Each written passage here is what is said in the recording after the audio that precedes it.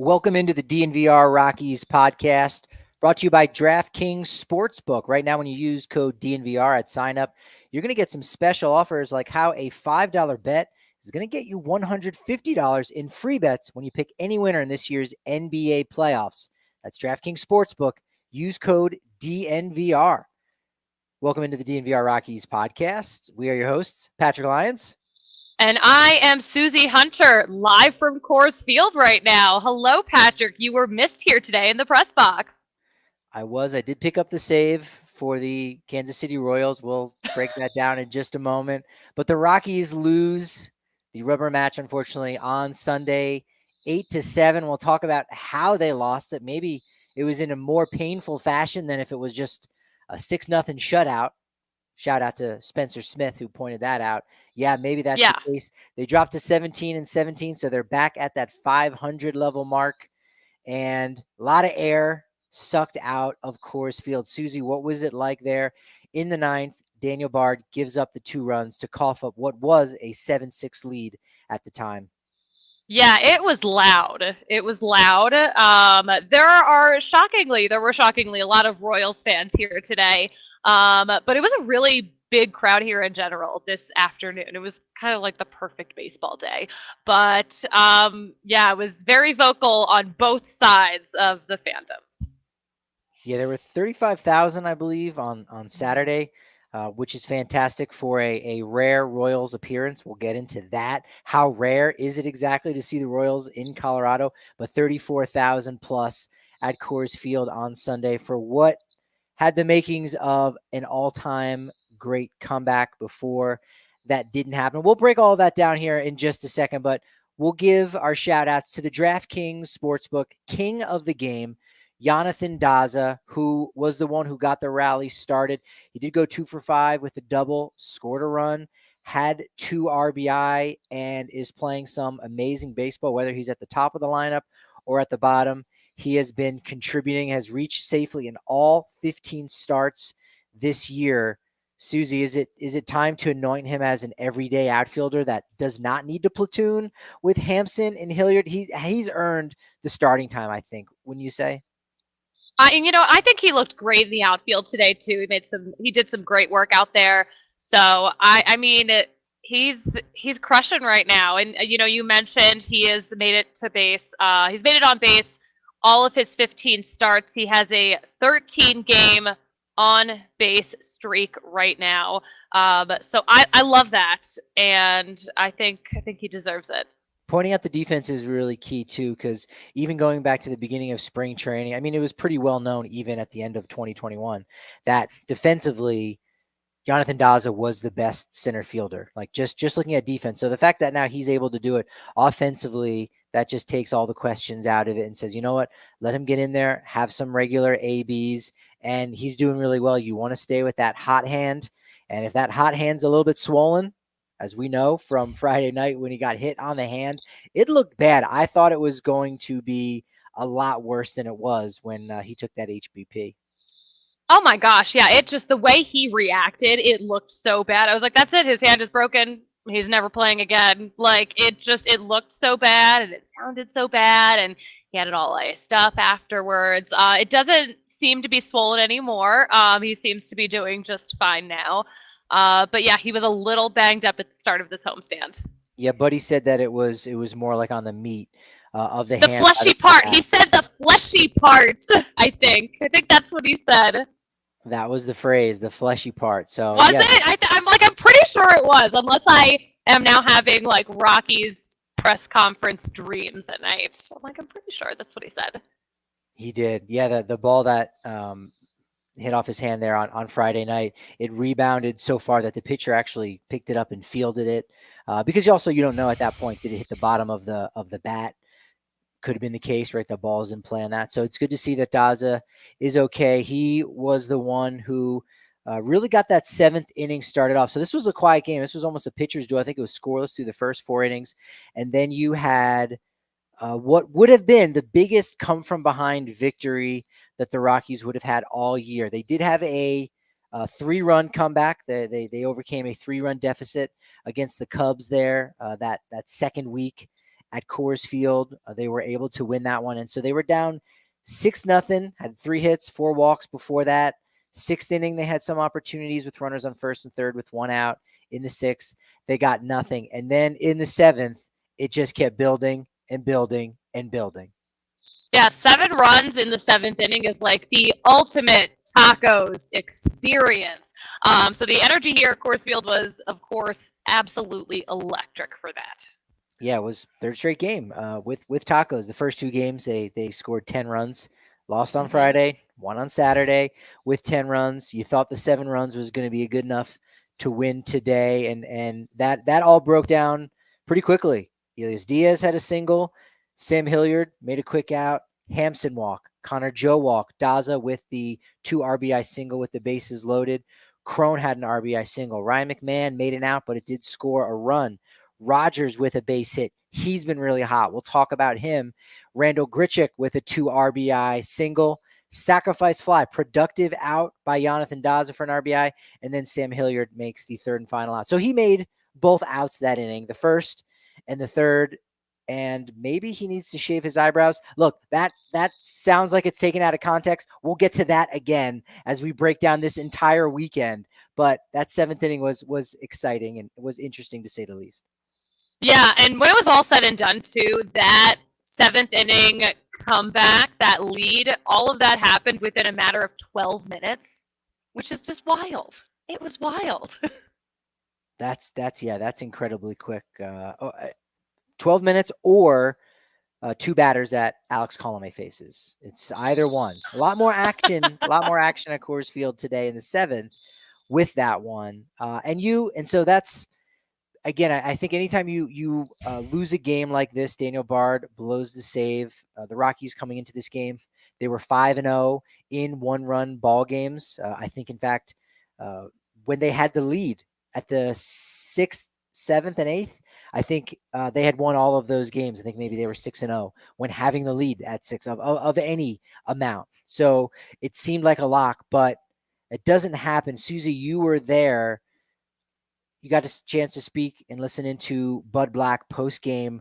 What were some of the questions that were asked, or what was his takeaway with a loss of this magnitude? Where again, you got the rubber match where you win it, you win the series against a team that is below 500. It's not a very good team. They have some good pieces, but a lot of details that make this really, really heartbreaking of a loss on Sunday.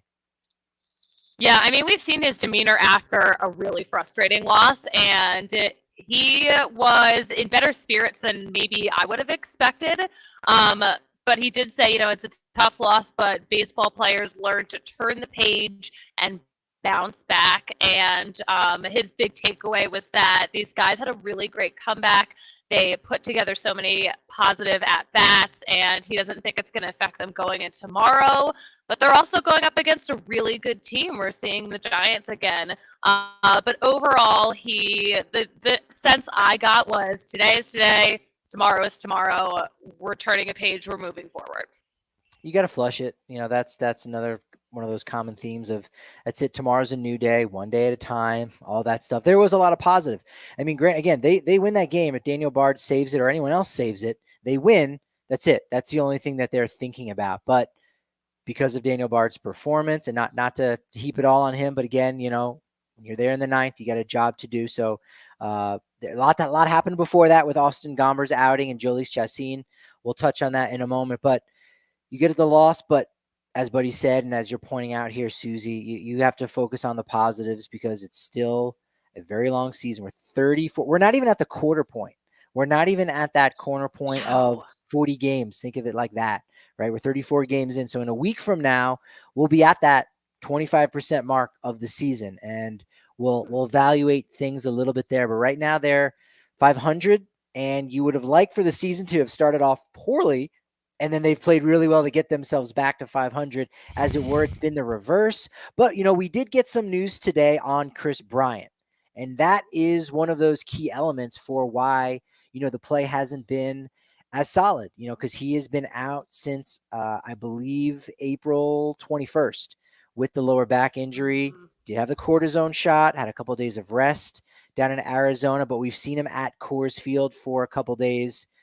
catching, running, taking fly balls, hitting in the batting cage for the first time since April 20th in that Phillies series, I believe. So he was getting the momentum going back, and I believe he's got a rehab start coming up soon. Is that correct? Yeah, so we did not see him today, or at least I did not see him today. But word is he is on his way to Salt Lake City. He's going to do some rehab games with the Isotopes. So he's working on getting back to where he needs to be. Looking forward to that. Of course, we haven't seen a home run from Chris Bryant yet, so we're waiting too long. The delay is just too much.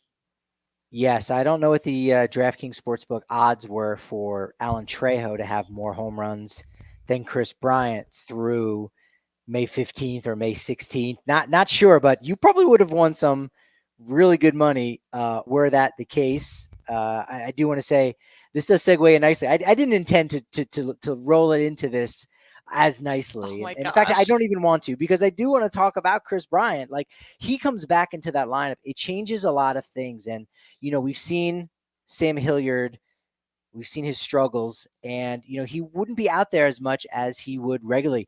I think also maybe on the flip side, maybe Yonathan Daza doesn't get as many opportunities as he does to shine. So, there always are going to be those silver linings. I think now is a good time to talk about Mr. Sam Hilliard, who did make the 2 outs in the 7th, but I know you caught up with him on Friday after changing up a little something in his routine, and it paid off.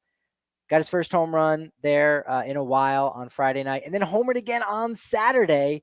And the secret was not what you would think it would be. It has nothing to do with baseball. Nothing. The secret was the secret. Me asking him if he's a Taylor Swift fan. No, I'm just kidding. He has mixed it up a little bit though. He looked in the mirror on Friday morning and said to himself, "This beard has no hits." So he shaved his whole face. He's got a baby face now, but it's worked for him because he homered Friday, he homered Saturday. He is on fire now. So he's like, I don't know if my wife loves it, but she's going to have to deal with it for a little bit.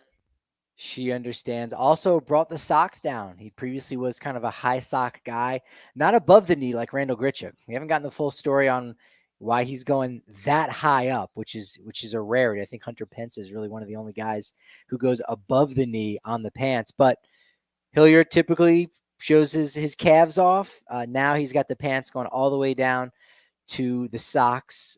His mom does prefer that. And he also said that his late father, Jim Hilliard, did prefer the pants down look. So that's kind of nice that all these things tying together for Sam in some really good play here this weekend against the Royals. All this week coming up at the DNVR bar, of course. We're going to have Avalanche watch parties. Which days? We don't know. The NHL has not put out that schedule just yet, but when the Avs have a game, sure as what, we're going to have a watch party down in the corner of Colfax, New York. And if you're a member, you're going to get a member-sized beer, a mega pint, as it were. You also know you're going to get extra raffle tickets at those watch parties to win some extra gear. You're going to have access to our members-only Discord, where sometimes you got people giving away tickets, right, to their friends in the community. That's always wonderful. If you have an annual membership, you actually will get yourself a free shirt from DNVRlocker.com when you sign up. And you know what? If you're ready to just dip your toe in the water, it's only 50 cents for your first month at the DNVR.com. NBA playoff action means nonstop action at DraftKings Sportsbook, an official sports betting partner of the NBA. This week, new customers, you can bet just $5 on any team to win, and you're going to get $150 in free bets if your team does win. Also, all DraftKings Sportsbook customers can take advantage of those same game parlays. That's multiple bets from the same game that add up for a bigger payout. And right now, it's particularly advantageous to do so because now when you place the same game parlay each day with 3 or more legs, you can get $25 back if one of those legs doesn't hit. That's hedging your bet, and that's what I love to do. In life, in DraftKings, you name it. And DraftKings is helping you out with those same game parlays. So download the DraftKings Sportsbook app now and use promo code DNVR.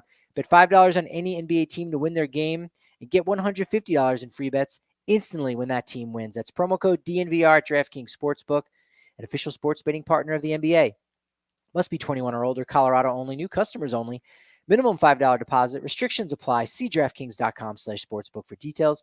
Gambling problem? Call 1-800-522-4700. My luck when it comes to picking a winner for UFC in the MMA world. I lost my last one with Justin Gaethje, but right now I'm feeling the heater come on. Now Holly Holm is a legend. We know she handed Ronda Rousey her first loss, but we got a UFC fight night coming up this Saturday, and Caitlin Vieira is the underdog. Use that to your advantage. That's why I'm going there. I'm kind of split down the middle, but I really like the payout more than anything on Caitlin Vieira.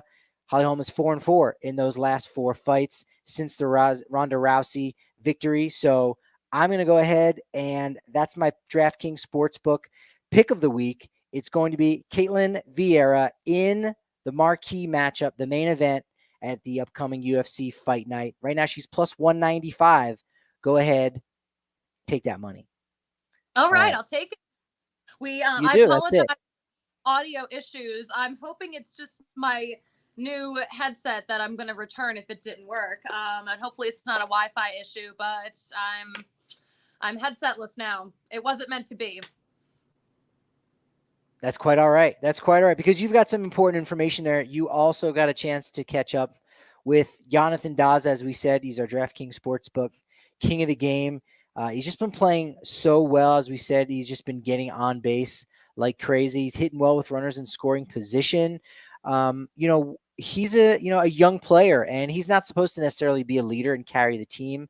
And he's been doing that. So it's an interesting place to be for a young player when you're doing your thing, but unfortunately it's not enough for your team to win the ball game. Yeah, but I mean, Yonathan Daza has been great. He's been productive. I've been a Yonathan Daza guy since he was in Hartford, so we go way back. But yeah, we were talking to him after the game about like, what are you doing differently? Like, what's going on? What's your secret right now? But he was just talking about how he feels amazing. He's having fun, and he's just focusing on putting the ball in play and not necessarily home runs. But he was happy with the comeback today. He thought they did a really good job as a group, and that they're going to get better and move on from this. Yeah, he's almost a younger version of Raimel Tapia, where he's putting the ball in play. He's better defensively, has a much better arm. You probably prefer a left-handed hitter like Tapia versus a right-handed hitting Daza, but he's doing all of those things really well. I think he has the ability to have a lot more pop in his bat than Tapia, who's a guy that I think still might be able to find that power. He's got in him. He's a strong young man, but Daza is doing all those things well. Also on the offense, Randall Grichuk had a hit, 2 RBI, broke, I think, an 0 for 18 streak. And his secret wasn't shaving, was it? No. Okay. So his secret is he didn't wear the glasses today. Bad vision. Bad vision is the secret for Randall Grichuk to get a hit. I'm telling you, I think I tweeted this. I thought it was funny, but I was like, Randall Grichuk has to play blind from now on. I don't make the rules. He just has to now. So maybe I think you said that there might be a little bit of an adjustment now that he's wearing glasses. And I think you're right, Patrick. Yeah, again, it is a clear lens. It's not the Chris Sabo style, which I love that Randall Grichuk is aware of who Chris Sabo is, because that was the guy back in the late 80s for the Cincinnati Reds over at third base. But, you think about that middle piece of your glasses, even if it's like a clear frame, that's in your sight line. So, maybe that has something to do with it. It is still a relatively small sample size, over 18. But again, you go back and you look at how well he was doing without those glasses. So, I don't think it's the last we'll see of them, but I'm glad he found a little, workaround for that. Ryan McMahon drew 2 walks, had an RBI, his 16th of the season. And then your guy. Now, I wanted to tell you this off the air, and again, might as well tell you now. Last week when Spencer was on, if you remember, he was talking about this draft, and he's like, "Oh yeah, Connor Joe fan from way back." And it was true. We did like a little fantasy draft, like draft your dude. Like, oh, that's my dude. Like, that's my guy. Like the person that like you kind of root for most. And so we like drafted all that out. So he wasn't lying when he said, hey, that Connor Joe was his dude, straight up, officially on the record. He secured that. And Brendan Rodgers has been, kind of your dude here, going back to the Hartford days. And he's breaking out, man. Multi-hit games, it seems like every single day he has busted that slump from April. Oh my, what did I tell you? May Brendan Rodgers is a new Brendan Rodgers. I said that once he got out of the slump, we were never looking back. And I know we've been talking about slumps a lot lately, but he was very productive today, got on base today. It's good to see. And he's now 17 for 46 in the month of May. And that's all good news. Fantastic. Yeah, 5 doubles, 2 homers, 13 RBI, compared with April when he had 4 hits for the entire month. 1 double, 1 RBI. That's it. 1 extra base hit, was batting under 100. And so right now he's right up there with, Connor Joe, Daza, Crone as, the 4 hottest hitters that are keeping the lineup rolling and moving along. Austin Gomber, what did you like at him? He looked good in the early going, kind of lost it, but still was able to have a quality start. Yeah, I think there are a couple of pitches he would have liked to have gotten back, but other than that, a fine start. Bud Black didn't seem too concerned about it. Liked what he saw from Gomber too. Called him Gomby, which I haven't heard before, and I love it. It's adorable. And we're going with it. He mentioned it, I think, a couple of days ago for the first time. And I go, what? Anybody else hear that? And nobody else made a face, but yeah, Gomby. I did hear that. I heard it today. Yeah, I got it. I do like that. Yeah, you're right. That's a good way of summing it up. And it's frustrating because it seems like we've heard that a lot of, we like to have that pitch back, or, got beat on a really good pitch.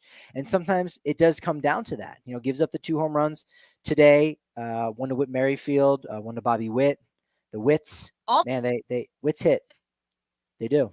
I'm a big, I like Witt more than Witt, but that's just me. But I know you like Witt more than Witt. But the 2 home runs, that was his most this season, and the most he had given up in a game since, his last start at the end of last year, I believe, against Texas before he went out with his own little weird back injury. So, just disappointing, but he got backed up a little bit by the offense, did not get backed up, unfortunately, by the bullpen as Jhoulys Chacín came in and then quickly gave up 3 runs. And actually, did you know that Austin Gomber before today had not given up a single run to the Royals in his career over 12 2/3 innings? I did not know that, but that is such a Patty stat. I love that. Very sad that he has broken that stat now, but I think Gomby will recover. He will. Can you recall who had a really good 8th inning on Sunday? Who could it have been? A good 8th inning? Was it maybe time? Very presidential 8th inning there. Does a nice job. Scoreless frame. Sets it up for the victory, but unfortunately, again, as we said, 2 runs, blown save by Daniel Bard, their first 1-run game that they lose today.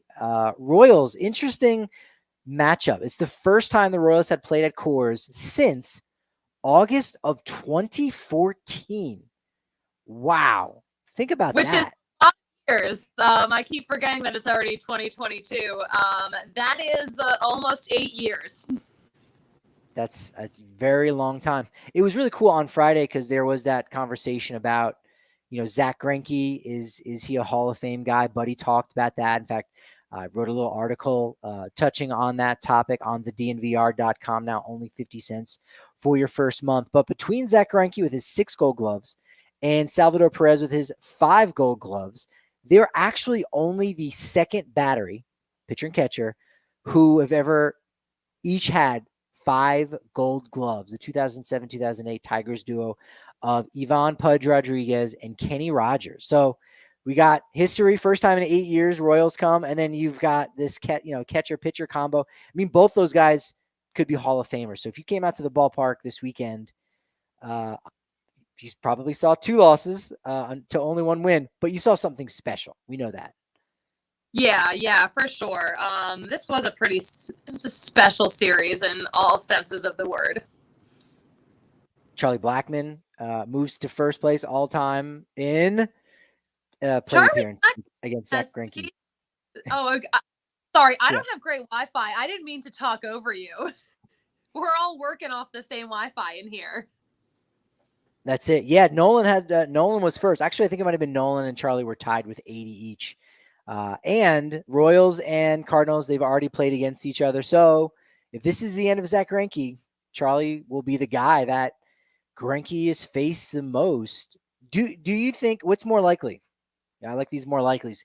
And it's best if you go with the extremes. It's nowhere to be fun in the middle. So the extremes, you go, is it more likely that this is Zach Greinke's last year at age 38? Or is it more likely that he's got 5 more seasons left in Major League Baseball? 5 seems like a lot.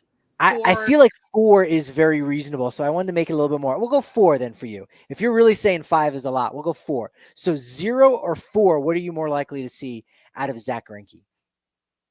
I mean, nothing against Zach Greinke, but I think 4 might be a lot too. I would say 0.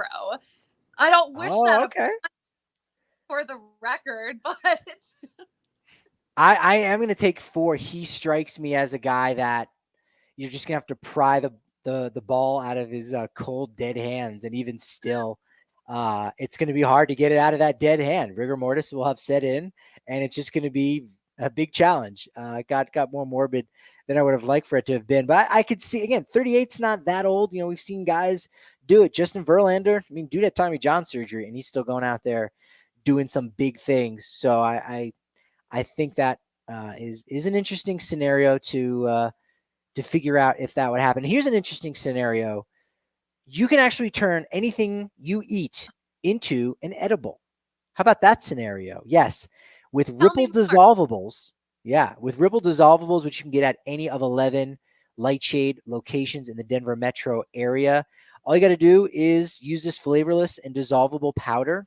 And again, you could turn anything into an edible. They also have these wonderful gummies that are clinically proven. Like CSU has done peer-reviewed studies on this of why their gummy from Ripple hits 2 times faster. It happens within 10 minutes every single time. It's fantastic. You could pick up any of Ripple's fantastic products at any of the Denver metro area Lightshade locations. Colorado's premier dispensary. It offers something for everyone, casual consumers to connoisseurs. Doesn't matter where you're at on that spectrum. Lightshade is going to hook you up with their premium selection. Podcast listeners right now, or if you're watching us on YouTube, on the DNVR Sports channel on YouTube. That's right. Yeah, if you only consume this as a podcast, go ahead and take a look at Suzie and myself, because I look like somebody, and you're going to find out here in just a second. And if you don't have the side-by-side comparison, you're not going to get the full experience. So make sure you're checking us out on YouTube, the DNVR Sports channel. But regardless of how you're consuming this, use code DNVR at any Lightshade location. Shop online at lightshade.com for your pickup, or just visit a Lightshade location near you. Use code DNVR and tell them the tincture guy, Kale Sorbo, sent you. Okay, so last week or a couple of days ago, I was called Blake Anderson from Workaholic. And then on Saturday, Buddy said I struck a resemblance to Royals closer Scott Barlow. There we go. We got Kale hooked it up there. We got the photo of Mr. Scott Barlow, and then here I am. That picture is so good. Again, if you're not watching us on YouTube, you are missing out. I am floored by the similarity, but like really, I think like the big similarity is the shape of hair, and also you wear a lot of hats. He obviously wears a lot of hats professionally. Now, he's got the little chin. He's got the little chin beard going as well. I don't have that, so that's the only way you're going to tell us apart. So if we've got our masks on, you're not going to tell the difference. You're not going to know. You could have just been like hanging out in the Royals clubhouse all weekend and no one would have noticed. You might be right. I don't know how tall he is exactly. I may need a couple inches of lifts in my shoes. But maybe. All right. So Scott Barlow. So now we got the lookalike list up to 2. Suzie, I know you're getting the Kelsey Wingert a lot. So I think I'm beating you 2-1 in the lookalikes. No? No. Oh, you do have another one. It is 2-2. I have another like. So I get Kelsey Wingert a lot. And then actually the day after Austin Gomber's previous start at home, there's a woman named Lee she attends to the elevators. So she knows everyone. She is just like who's who of what's going on at Coors Field. But I saw her when I was walking into the ballpark at some point last homestand, and she grabs my hand, she holds it, and I could just feel so much love in this hand holding. And she goes, "Your husband did such a great job last night." I'm like, "My husband?" She's like, "The pitcher." And I was like, "Oh, no, I'm not Rachel Gomber, but I am so flattered because she's very pretty. And I will tell her you said that." But it was just like so cute, and it was so loving too. It was just like, I wish this was for me, but it's not, but it's still really adorable. That's awesome. All right, so it's 2-2. We're 2-2. I think I don't know. I mean, it's going to be hard. I think you're going to end up winning this battle, but I feel good that I've come back. I was down at a 2-0 deficit, and now I've gotten 2 this last week, so I'm feeling good about it. And so, yeah, we talked about Royals coming back for the first time since August of 2014. That actually wasn't and still isn't the longest streak. There is a team out there that has not come to Colorado since July of 2014, and they aren't playing this year either. Yep. It's the Minnesota Twins. We haven't seen them in so long. That's crazy to think about that. Just logistically, it worked out that way. I'm not sure if the Twins were supposed to come here in 2020. I know the Rockies were supposed to go to Minnesota in 2020 because I had that marked on the calendar. Like, I think I might want to go to that series in Minnesota because I'd gone to the Metrodome, hadn't seen a game at Target Field yet.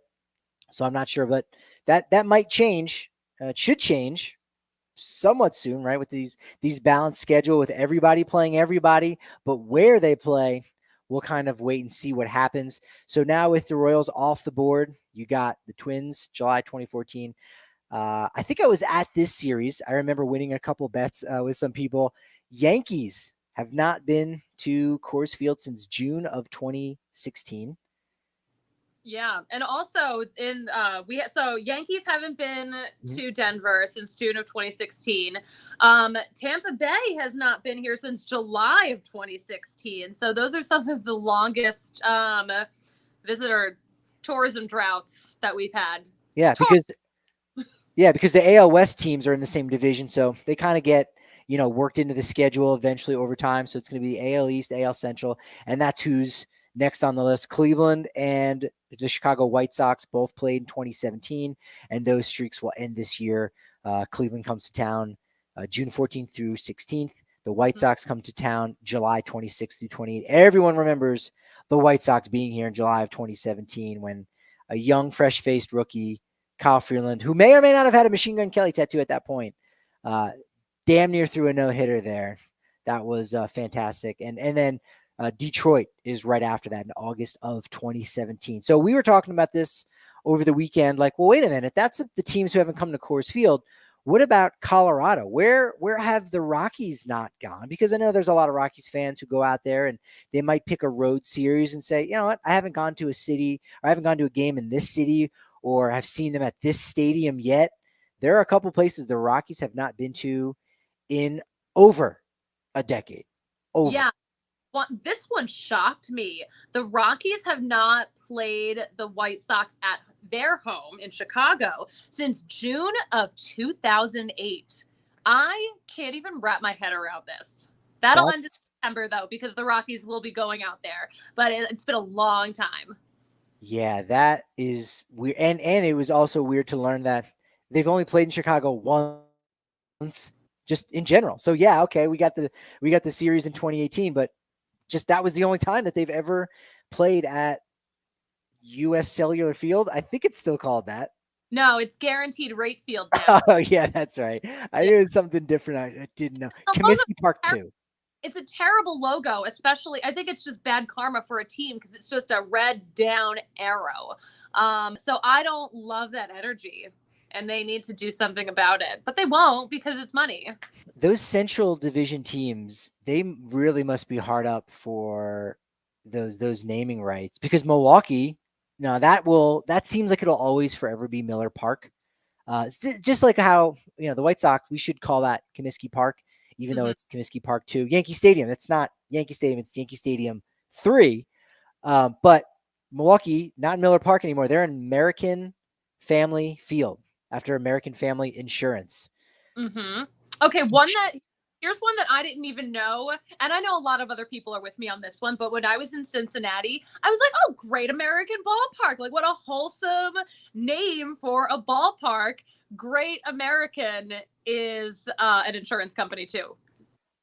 I don't think I knew that. Yeah, I was actually shocked. I just thought it was a cute name for a ballpark. I'm like, no, Are you kidding? I feel very confident in saying I didn't know that. This is me. Wow. I never get to tell you things that you don't know. It This feels right. awesome. It feels right because I'm like, oh, maybe I do remember seeing something. So here's it. I saw the clues, the evidence was there, but I didn't put it together. I think that's what happened there. Let me have this one. Let me have a win. Let me have one because I didn't get one here today at the park. No, you get a win on that. You cemented something into my memory. And there's only a few ballparks that are named after the team. Like we said, Yankee Stadium, Enigma the Gray Man. Boom, he's going to be in DC at Nationals Park this week. So, hey, that's one that. Speaking of, perfect timing. Yeah, perfect timing on that one. Toronto, they have not been north of the border there since June of 2013. That was a long time ago. Baltimore, July 2016. Minnesota, also on that list, May of 2017. That will end in late June. Kansas City, they haven't been there since August of 2017. So that's 5 years. And again, all of that will change. But sometimes those things fall through the cracks. Like you understand, like I said, Minnesota, Kansas City, they're on the list in the top 5 back in 2017. But the fact that they hadn't been in Chicago to play the White Sox since 2008. Like that's just an anomaly. That's just an absolute anomaly. It's crazy. The craziest visiting drought. This is not Rockies related, but I just think this is so interesting. But when I worked at a Fenway sports bar, I was there for the first time the Chicago Cubs played at Fenway in 93 years. That is wild to me. Like that is more than a lifetime for a lot of people. I'm trying to think. It must have been in a World Series. Well, obviously it had to have been. But, I know that the World Series winners, you don't always know the teams that they beat. So maybe that's probably like 1908. The last time the Cubs won the World Series, they probably beat the Red Sox in 1908. That was probably the American League side club. So if that's true, that would make it 2001. And I don't think you were working at a bar. No. In 2001. So, okay, they might have played in a World Series. No, that's not right either. Maybe 1918. It must have been. All right, so if you go 1908. I used to 2011? know. What? 2011. It would have been 2011, correct. So in 1918, the last time the Red Sox had won a World Series before 2004, they must have beat the Cubs because that's actually easy math because you go Cubs hadn't won, 1908 and then 100 plus years. Red Sox 1918, nearly 100 years. So there we go. We found that was the last pandemic too. There you go. And I mean, that was probably a hard ticket to get too. Like it's cool again when two teams play each other that don't normally, but historical franchises like that. And again, the Cubs hadn't won a World Series or hadn't won that World Series yet in 2016. Red Sox were still a super hot commodity, so that must have been a fun series in Beantown. It was lit because also Chicago people love to travel and insert themselves into your lives. So great segue for what you were doing all this weekend, inserting yourselves in front of players and media people saying, hey, Taylor Swift, what are your thoughts? Oh, the Secret Swifties Club. I wish we had theme music for this, but we can't afford Taylor Swift's music. All right, so I have been on some nonsense all weekend long, and I'm very proud of it. I'm super proud of what I've put together. No spreadsheet, though. What? No spreadsheet, though? No spreadsheet. I just have a big chaotic notepad full of typos, and that is where I'm keeping record. So on Friday the 13th, if you're a Taylor Swift fan, I'm so sorry. You know that 13 is her number, and there were all these like rumors swirling around that she was going to release an album on Friday or like drop something big. There was a countdown, so I was like, this is huge. I wonder which Rockies are Taylor Swift fans. I was thinking as I was heading into the ballpark. And then of course we found out that it was nothing. She just dropped some summer merch. Like we waited for a pool floaty. It was ridiculous. It was embarrassing. But I'd already started asking people who they thought would be the secret Swiftie of the Rockies clubhouse. So I was asking everyone. I was asking all the press. I was asking Rockies employees. I was asking some players. Patrick, I mean, who was your guess? Remind me your guess. So my theory was the married players would have an inkling to appreciate Taylor Swift. I don't think you're going to have anyone be like, all in with like a Taylor Swift tattoo, but you go, hey, you know what? Like my wife listens to a lot of Taylor Swift. So she's grown on me over the years. Not that I ever disliked her, but I go, I may be more inclined to be like, oh, you know what? I'm going for a certain mood. I might actually flip that on at some point. I haven't yet. But I said, you know what? Maybe the players are like me, so I'm going to go with some of the married guys, like a Hampson. McMahon's not married. I don't think. I think he's married. He is? All right. I wasn't sure if they had tied the knot. Yeah, I know it's kind of hard to keep track. Long time lady. Or dating and engaged for a long time. I'm just like, are they Hilliard. So McMahon, Hampson, Hilliard, and Ryan McMahon. Those are the guys that those were my four that I would have pegged as being, Swifties. Yeah. So you're not like totally off base, but I'm just gonna like tell you about my findings, and then like we'll get to that. So some popular guesses among the press. Sam Hilliard was a really popular guest. Garrett Hampson was a popular guest. B-Rod, Rymac were popular guesses. So, I started like actually asking these guys. I'm not trying to be like so disruptive, and it's also harder to ask these questions like coming off of a loss because they're just like, not. But I did talk. So you mentioned maybe Garrett Hampson. A lot of other people did. He's not a Taylor Swift fan. Oh. He's not. And so like I asked him, and he was like, nothing against her, just like not a big fan of hers. Actually we grabbed Spilly decided that he hated me for bringing this up, but also like enjoyed being involved in it. So we were talking to Tyler Kinley, and Tyler Kinley was like, yeah, I like Taylor Swift. And I was like, oh, heck yeah, like this is great. But what he mentioned, because he's married too, but he doesn't like Taylor Swift because of his wife. It's because of his sister.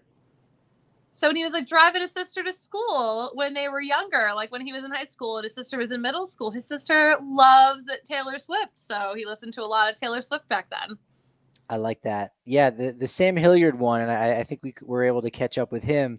You go, well, all right, she was into the country music, and so that seems like, oh man, Hilliard's got to be the one.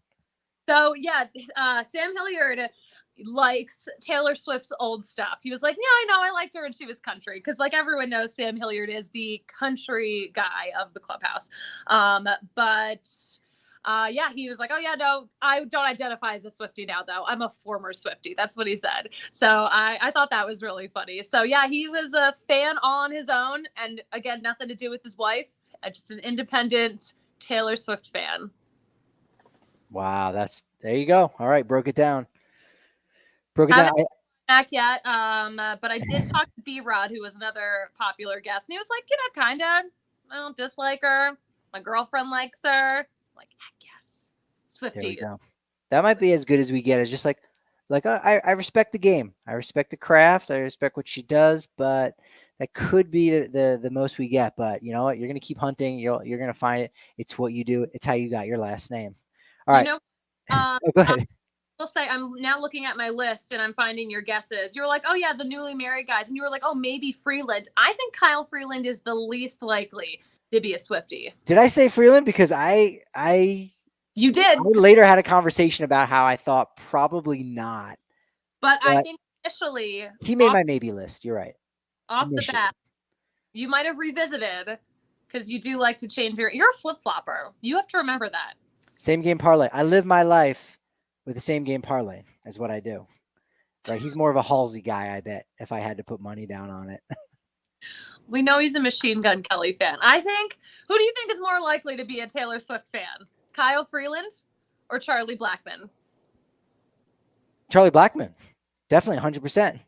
We did get word that Charlie is into, if it's a good, weird poppy kind of song, he's going to be into it. So like he's probably straight up, when we're waiting for him an hour after the game because he hit a big important home run during the game and waiting, he is quite literally listening to Shake It Up on a loop. So I have all the confidence in the world for sure about that one.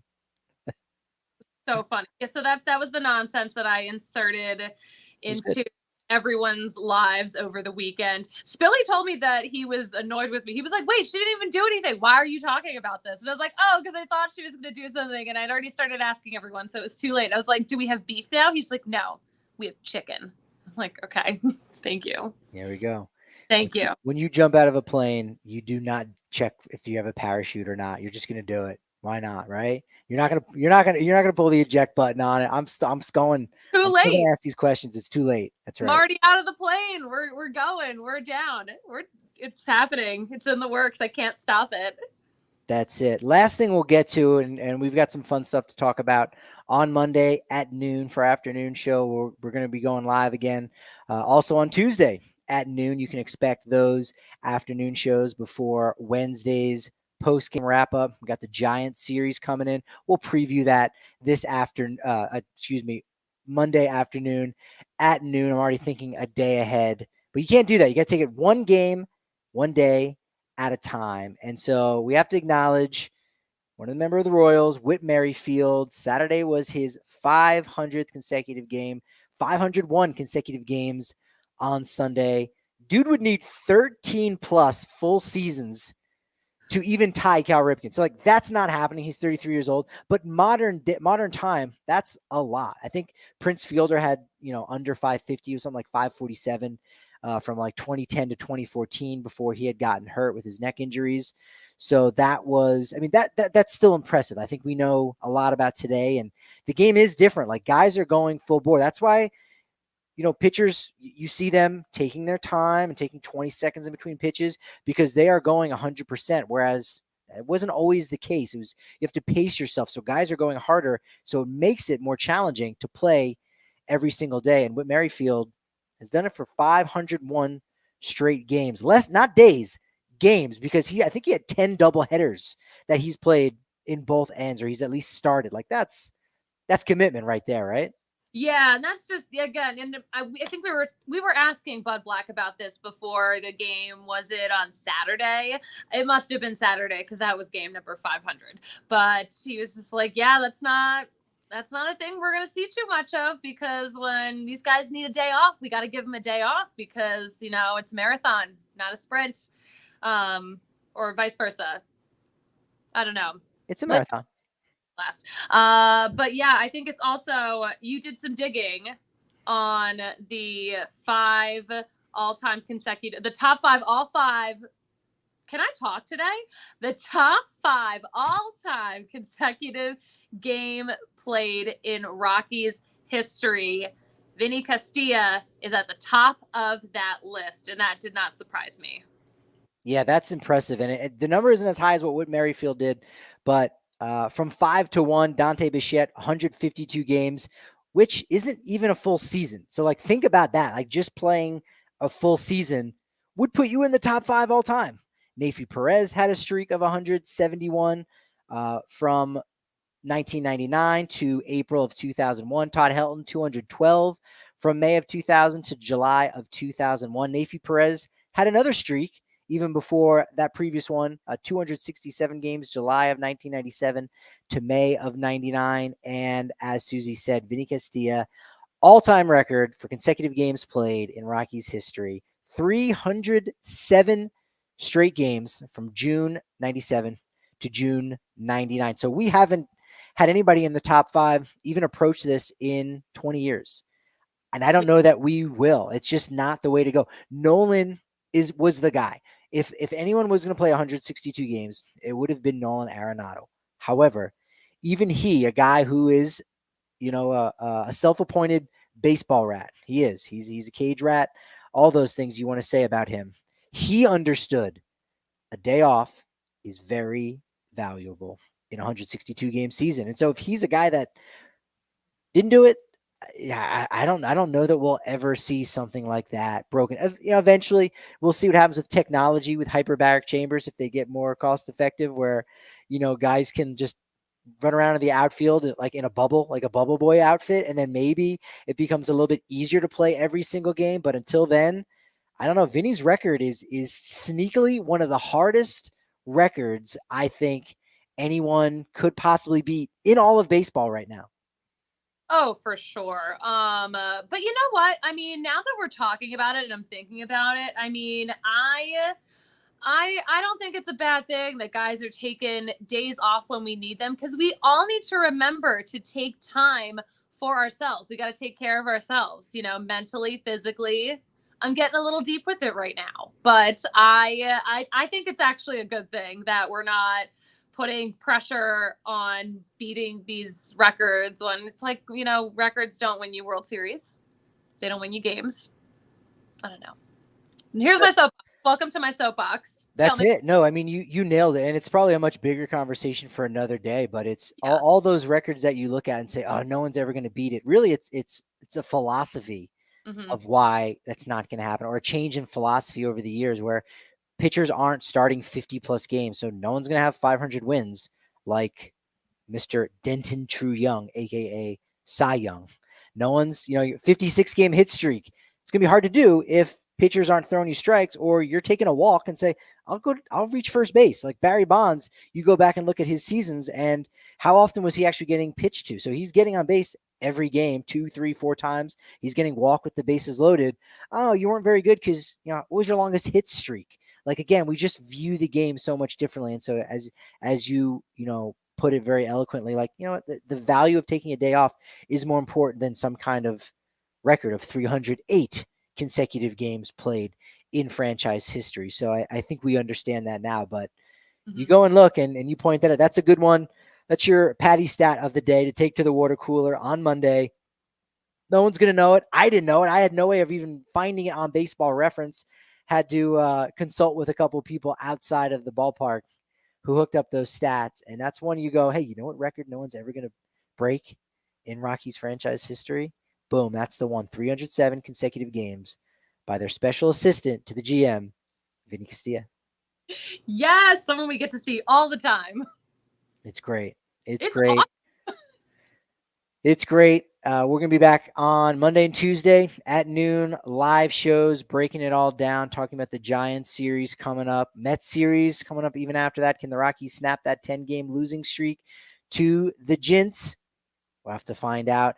Make sure you're following us on Twitter. Make sure you're subscribed to us, thednvr.com, now only 50 cents for your first month. And if you want that annual membership, guess what? Your bonus is going to be a free shirt from dnvrlocker.com. Even one of our new ones, even a Jokic 2-time MVP tee, free at dnvrlocker.com with that annual membership. Follow us on Twitter at DNVR_Rockies. I'm at Patrick D. Lyons on Twitter. And I am at the Suzie Hunter on all platforms. We've got momentum here on the podcast. The Rockies may not, but you know what they say about momentum? It's only as good as tomorrow's show. So we'll talk to you then.